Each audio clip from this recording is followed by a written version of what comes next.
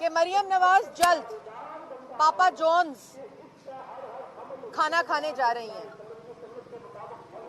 वहां भी पर्चा दर्ज करने का तैयारी करवा लें अगर हिम्मत है तो।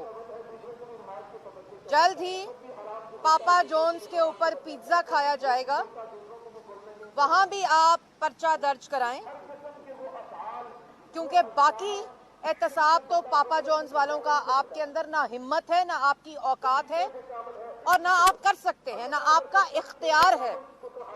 आपका इख्तियार डीजे बट से शुरू होकर बट कढ़ाई पर खत्म हो जाता है, क्योंकि आपके पास इतना ही इख्तियार है। हमें मालूम है कि सिलेक्टेड वजीर आजम के पास सिर्फ डीजे बट कुर्सियां लगाने वालों और बट कढ़ाई के खिलाफ पर्चा दर्ज करने का इख्तियार है, जिसका ऐलान आपने खुद किया।